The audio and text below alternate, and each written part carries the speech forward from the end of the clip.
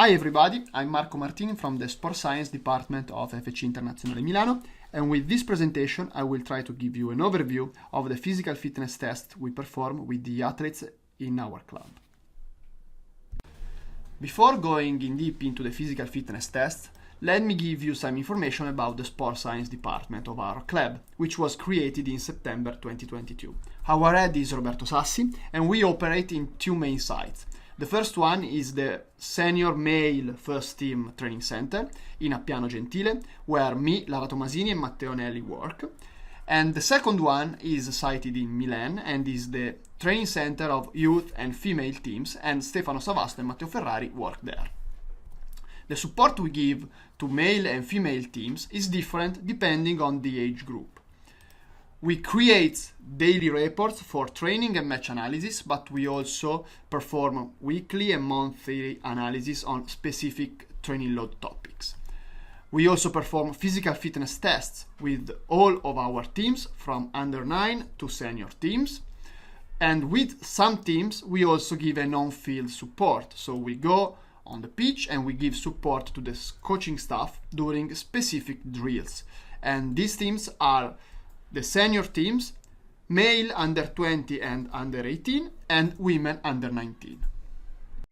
When testing football players, we have three main aims. The first one is related to performance. So we want to give coaching staff information in order to optimize physical fitness of players to help them in performing better. Then we have a long-term aim related to the development of our players. So we want to track their physical qualities from when they are in the youth teams to the senior teams. And of course, during all the journey of players in our club, we want to help the coaching staff in the injury prevention process. The physical fitness tests we perform are based on the physiological needs of match physical performance. So we measure aerobic capacity using the Mognoni's test. Then we measure intermittent running capacity using the HIT test. Regarding neuromuscular qualities, we measure lower limbs power using the counter movement jump test, sprint abilities of players using a 30 meters sprint test, and lastly we measure muscular endurance using the peripheral neuromuscular fatigue test, that is a repeated changes of direction test. We perform these physical fitness tests at multiple time points during the season in order to track changes in the physical qualities of players during the season. So let's start with the first test, that is the test Mognoni for the aerobic capacity. The Mognoni's test consists of 6 minutes of running at a constant speed of 13.5 km per hour for male and 12.5 km per hour for female. So at a quite slow speed. Players run around the pitch following an audio signal in order to maintain the constant speed. As you can see from the video below, at the end of the test we collect a blood sample from the earlobe in order to measure lactate accumulation, where a lower lactate accumulation means a better result in the test. We also collect perception of the effort and heart rate at the end of the test. So this is a submaximal running test where we measure the physiological response to a standardized exercise. Since soccer is an intermittent sport, we also want to measure intermittent running capacity, and we do that using the HIT test. The HIT test lasts 5 minutes and it consists of runs of 10 seconds with 20 seconds of recovery.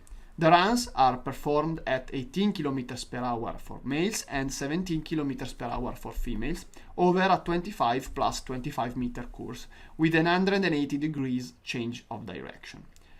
Again, this test is submaximal, so we measure physiological response to a standardized submaximal exercise. Similarly to the test Mognoni, at the end of the test, we collect blood lactate accumulation, perception of the effort, and heart rate. Identify metabolic qualities of players. We plot the lactate accumulation at the end of the test on the horizontal axis, with the lactate accumulation at the end of the HIT test on the vertical axis. In this way, we can identify qualities of players. In the top right corner, we find players with high aerobic and intermittent running capacity, while on the opposite side of the graph, in the low left corner, we find players with low aerobic and intermittent running capacity. In this way, we give information to the coaching staff in order to individualize the training session. Here you can see a very simple report we give at the end of a training session. In this case, it represents a running drill.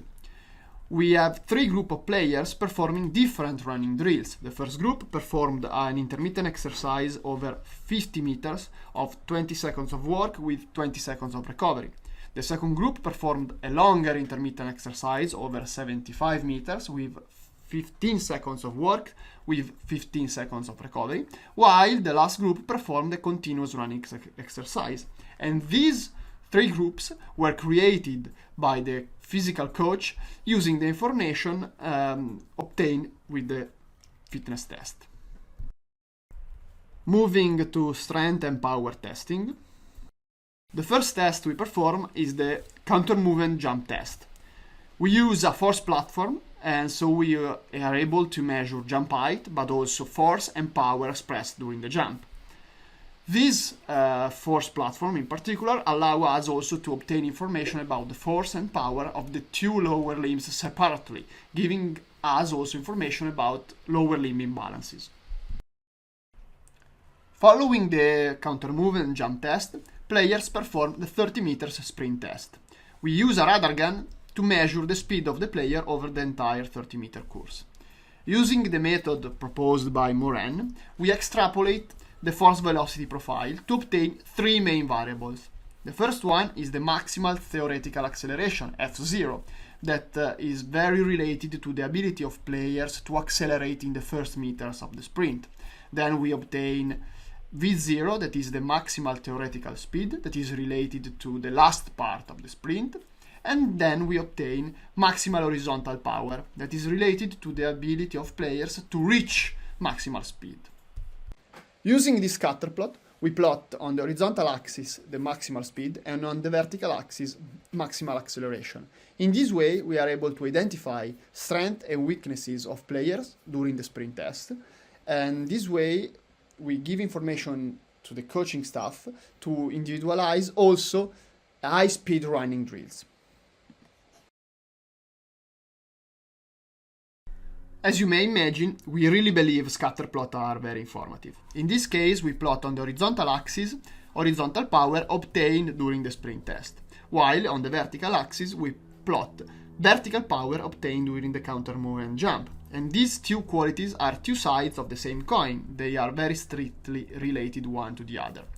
On the top right corner, we find players with high vertical and horizontal power, while on the opposite side, on the low left corner, we find players with low vertical and horizontal power, and we believe that with these players it is better to train strength before moving to power training. In this way, we are also able to identify hybrid situations. For example, player 12 and player 20 expressed a high level horizontal power with a quite low level of vertical power. With these players, our experience suggests that power training is very effective. Since their muscles are able to express power, it is only a matter of orientate power in all of the axes. The last test we perform is the peripheral neuromuscular fatigue test, which enables us to measure strength and muscular endurance. The peripheral neuromuscular fatigue test consists of 4 sets of changes of direction of 180 degrees at increasing intensity over an 8-meter course.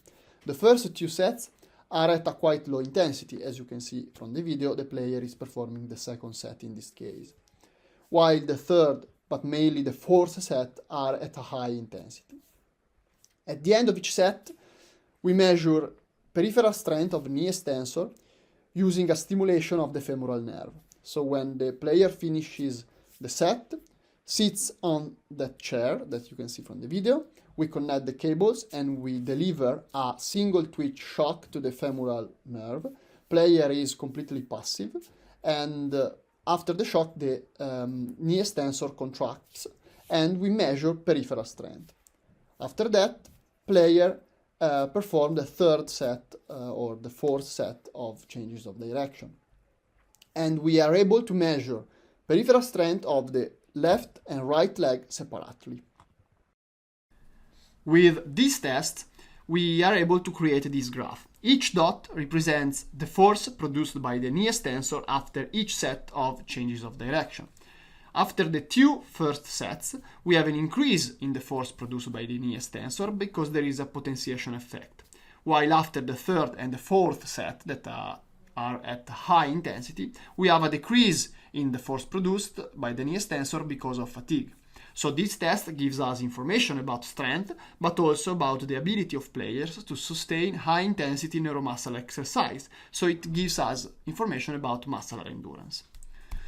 Since we measure the force of the two legs separately, this test also gives us information about imbalances. The black line represents right leg, while the gray line in the graph represents the left leg.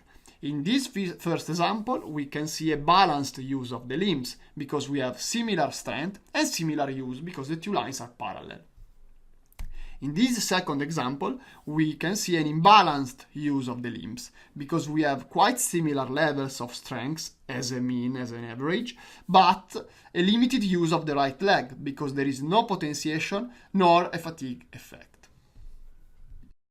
All the tests that our player perform enables us to create the player profile. So we use a radar chart where we plot z-score. Each dot represents the result in one of the tests I showed you. Since we use z-score, if the dot is far from the center, it means that the result in that test is very good. So in this example, we see that players have a very high level of intermittent running capacity, the blue dot, and counter movement jump test, the red dots. We also plot the black dotted line that represents the best results in that test for the player.